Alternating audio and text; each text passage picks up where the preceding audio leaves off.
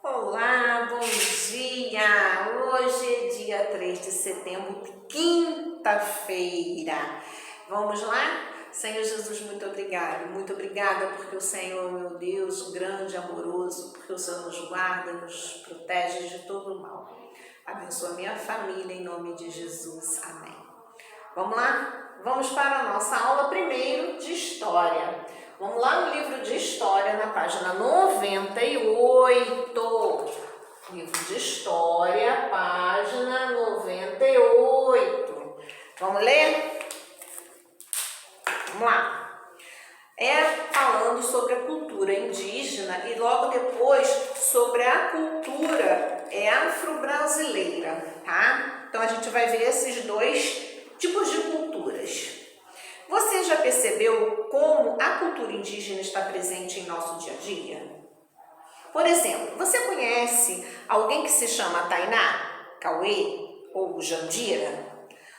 Já ouviu as palavras Ipanema, Pipoca, Jacaré, Maracanã? Todos esses nomes são de origens indígenas e fazem parte do nosso dia a dia, assim como alguns hábitos. Então nós vamos ver aí que até ruas, né, próximas aqui do nosso bairro, eles têm nomes indígenas. Abaçaí, Jabaíra, né, são nomes indígenas também. Então, depois vocês podem até pesquisar aí no Google, né, nomes de pessoas, de ruas indígenas. E nós aqui também, né, temos alguns outros exemplos de hábitos, né, que veio da cultura indígena. Tem alimentos que nós ingerimos que veio da cultura indígena. Tapioca, né? Aquela tapioca que é um pastel branco, né? Temos aí ó, a mandioca, que é o aipim. Temos o inhame, né? Temos o cará, que é uma batata. Temos muitas frutas, muitos legumes que vieram de origem indígena. Aí vamos ver assim, muitos de nossos hábitos são herança dos diversos povos indígenas que habitavam o território brasileiro há muito tempo atrás. A tapioca é um exemplo, ele é um alimento de origem indígena feito com mandioca, planta cultivada pelos povos indígenas nativos desde muito antes da chegada dos europeus. Com ela é feito o biju, né? A farinha e bebidas, né? Tem muitos outros muitas outras comidas, né? Feitas da mandioca também, tá bom? Saberes indígenas. Quando os portugueses chegaram às terras que atualmente formam o Brasil, encontraram diversos povos indígenas vivendo aqui, com hábitos, línguas e costumes próprios. Esses eram povos que possuíam muitos conhecimentos sobre a agricultura, medicamentos naturais e o uso dos recursos das florestas. Então, muitas ervas medicinais veio da cultura indígena também, né? Nós temos muitos recursos naturais vindo das florestas, veio da cultura indígena. Embora mais de 500 anos de ocupação no território pelos europeus tenham sido marcados pelos desrespeito aos povos e às tradições indígenas, ao longo do tempo alguns saberes e hábitos foram incorporados pelos brancos. Até hoje, por exemplo, em alguns lugares são construídas canoas da mesma forma que os indígenas construíam, a partir de um único tronco, né? Eles construíam. Então, o que acontece? Aquela árvore lá caía, eles pegavam e construíam uma canoa. Existem, né, cidades de alguns estados que os pescadores, eles constroem canoas desta mesma maneira, através de um tronco de árvore, que eles fazem toda a modelagem naquele tronco e viram uma canoa. Nós também temos herança, gente, naquela época, muitas crianças, elas sentavam para ouvir o que os mais velhos falavam, né? E elas respeitavam muito aquilo que eles falavam, que os mais velhos falavam. Eles contavam histórias,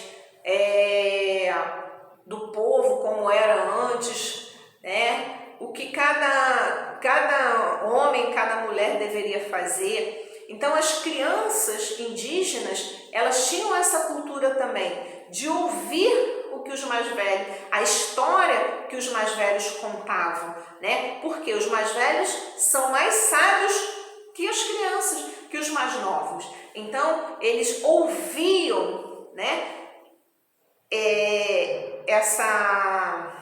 Essas pessoas, tá bom?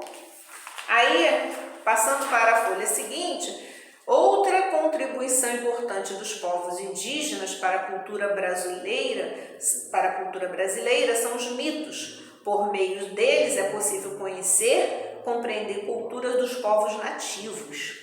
Alguns mitos procuraram explicar a origem do mundo, dos seres humanos, dos animais, das plantas, dos fenômenos da natureza.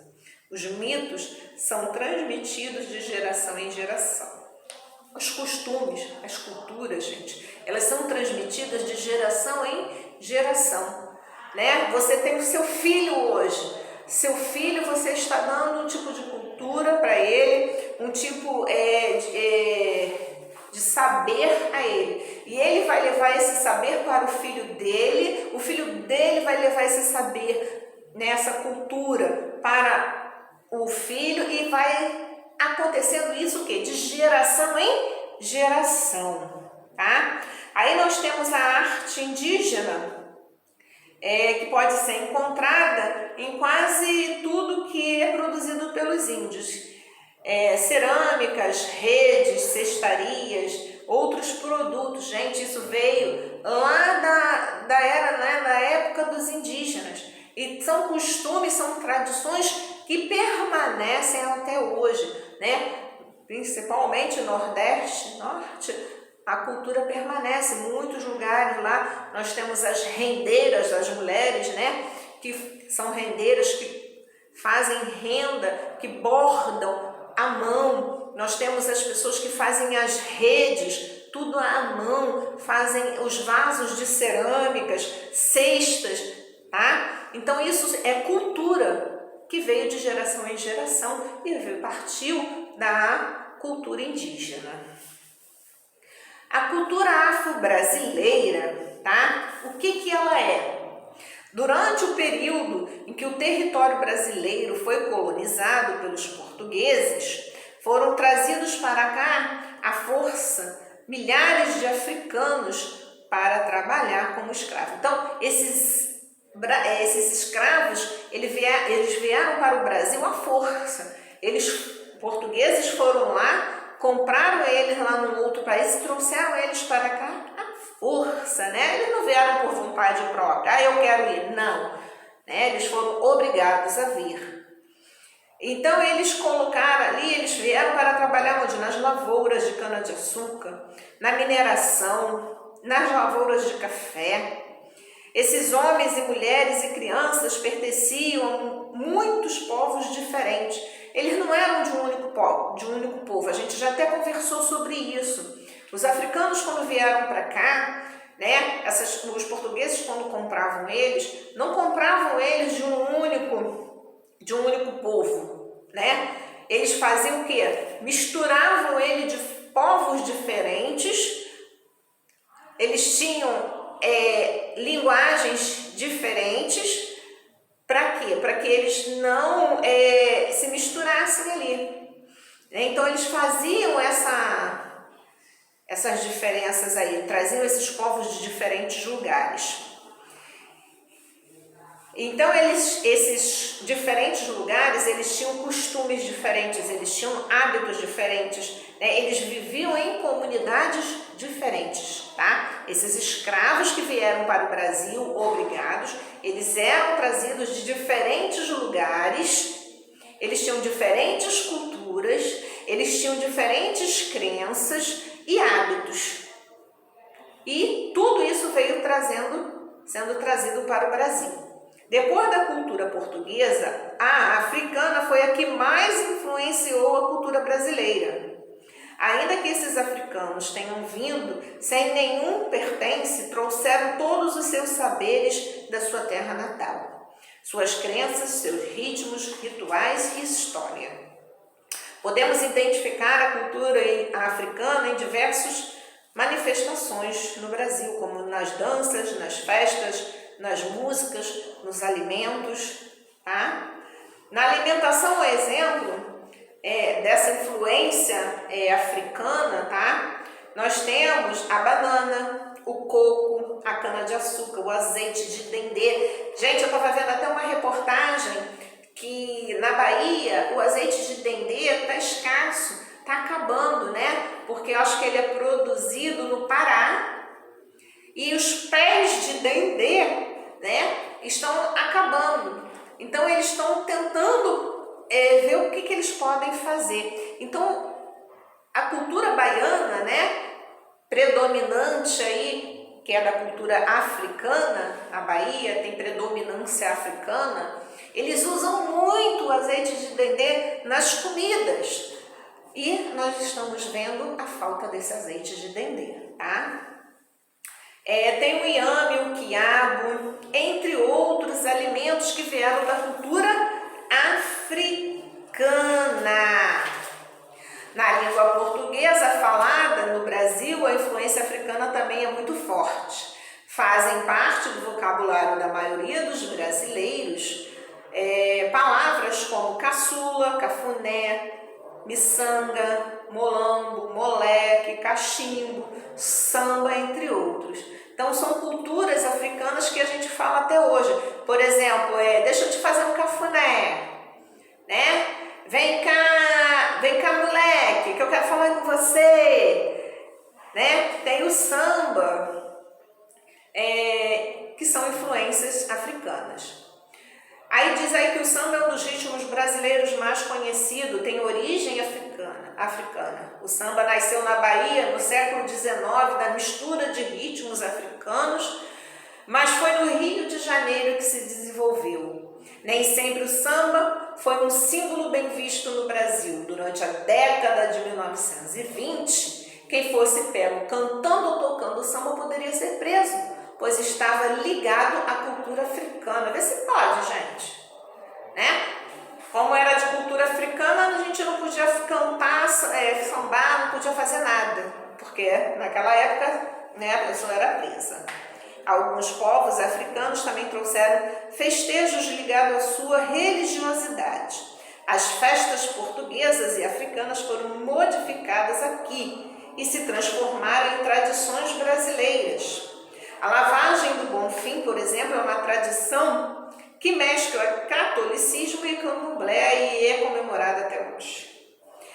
Não se sabe ao certo quando ocorreu a primeira lavagem. Em 1804, as mulheres devotas tiveram a permissão de levar a imagem do Senhor Jesus do Bonfim para a igreja. Essas mulheres levaram decorações, espalharam areia e folhas de laranjeira, como costumavam fazer em homenagem. Aí nós temos também, tá, a capoeira. A capoeira, ela vem de origem africana e que existe até hoje essa modalidade da capoeira, né? É uma dança também que é a africana. É uma dança, uma luta, né? É um movimento que eles fazem que é de origem africana, tá? Aí nós temos os exercícios da página 104 e 105. Então, nós aqui falamos sobre a cultura indígena e a cultura afro-brasileira, a cultura dos indígenas e a cultura dos africanos que permanecem, tá? Até hoje, de geração em geração, nós ouvimos sobre elas até hoje, nas comidas, nas danças, em algumas palavras, né? Na religiosidade. Então a gente vê essas duas culturas, né, fluindo até as datas de hoje. Bom? Então aqui a gente vai terminar história e nós vamos agora para ciências. Em ciências vocês terão essa folhinha, tá? Essa folhinha estará dando início à nossa aula sobre as águas. Nós vemos, né, que eu já tinha falado até com vocês, que que 70% do universo ele tem água, né? 70% do nosso universo, do nosso planeta, ele é água e 30% é a terra. Assim como no nosso corpo. O nosso corpo, ele é 70% água, tá? E nós vamos estudar sobre as águas agora, começando hoje. Primeiro, a gente vai começar sobre as doenças que são transmitidas. Nós vemos aí chuvas, né? Sequências de chuvas que fazem alagamentos. E muitas dessas chuvas, né, desses alagamentos, eles trazem o quê? Lixo, bichos mortos, ratos, baratas, tudo quanto é inseto, tudo quanto é coisa que vai fazer mal, vai prejudicar a nossa saúde. E vamos ler aqui sobre isso. Além de prejudicar a nossa saúde, são perdas, né, de bens que nós temos, que nós perdemos em enchentes. Quantas enchentes há que as pessoas perdem seu carro, que as pessoas perdem suas casas, não é? Então a gente vai começar a conversar sobre isso.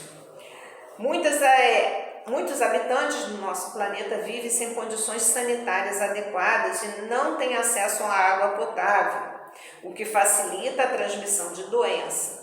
Algumas acabam morrendo em consequência das grandes enfermidades que são transmitidas pela água contaminada. As principais doenças transmitidas pela água são a diarreia infecciosa, a leptospirose, a esquistossomose, a hepatite, a ascaridíase, que é as lombrigas, a mediase, a mediase, que é e cólera. E aí nós temos descrito sintomas de cada uma dessas doenças, tá? Que são transmitidas pela água, que veio da água, tá bom? Tem a diarreia infecciosa, é uma doença muito comum em crianças, causada por micro-organismos presentes em água não tratada. É caracterizada pelo aumento de evaporações e pela perda da consistência das fezes. Muito comum em crianças que andam descalças, que ingerem água contaminada e colocam a mão na boca. Provoca febre e desidratação. É necessário ingerir muita água ou, casos mais graves, injetar soro na veia. Nós vemos aí, gente, que muitas partes do nosso país, eles não têm um saneamento básico. O que é o saneamento básico? Água encanada, água potável, né, o tratamento do esgoto. E o que acontece em muitos desses lugares? A gente vê esgotos correndo a céu aberto que se misturam à água, na qual as crianças bebem, muitas delas andam descalças, sentam, né, perto dos esgotos que ficam abertos ali a céu abertos, e essas crianças acabam pegando essa diarreia infecciosa. Além dessa diarreia, gente, elas pegam uma cólera, elas podem pegar a leptospirose, a hepatite. Então, há cuidados, né? Os governos, eles têm que ter cuidados com esse tipo de saneamento, né? Isso é o básico para a população sobreviver, saneamento. Aí nós temos falando sobre a leptospirose. O que acontece? A leptospirose, né, é a doença transmitida pelos ratos, pela urina, né, dos ratos.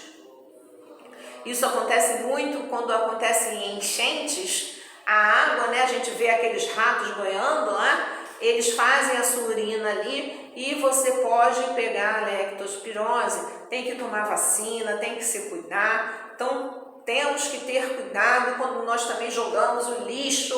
O lixo é para ser jogado no lixo, na lata de lixo, não é para jogar no chão. Muitas dessas enchentes, dessas que acontecem, gente, até por erro nosso. Jogando o quê? Papel no chão. Entope tudo, os canos, entope os bueiros, né? E a água não pode escorrer naturalmente. Nós temos a esquistossomose, que é a doença do caramujo, escrita aí também, para que vocês possam ler. Nós temos a cólera, que é uma infecção intestinal aguda, né? Que é o vibrião colérico.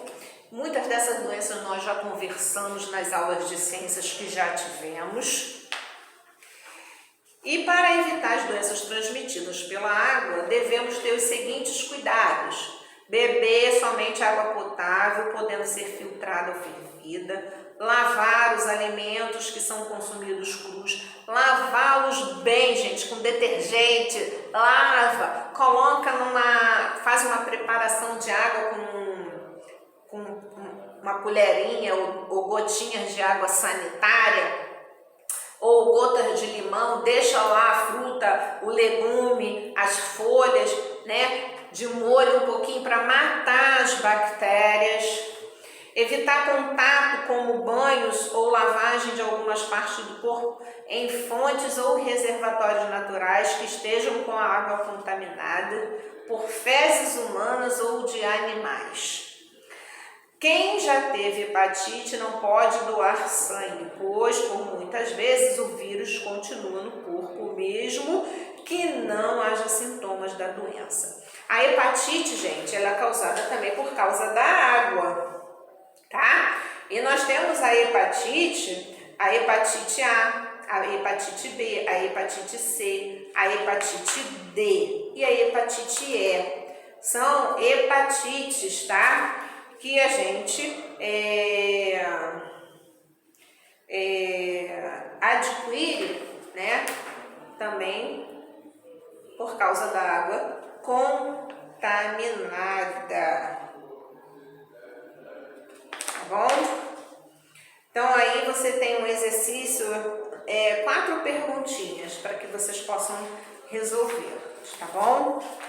Na sequência, vamos para português e vamos continuar falando sobre verbos, né? Eu falei para vocês que os verbos, eles têm 3 conjugações.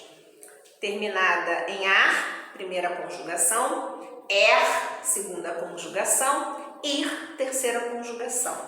E vimos também na aula passada, que nós temos as conjugações, os tempos verbais. Nós temos os tempos verbais, que é o presente, que é o que acontece hoje, o passado ou o pretérito, que aconteceu, né, no passado, foi ontem, foi no mês passado, foi no ano passado. E nós temos o futuro. O futuro é o que vai acontecer ainda. Amanhã, depois de amanhã, mês que vem, ano que vem, né? Então, nós estamos vendo verbo. Então, nós temos os 3 tempos verbais.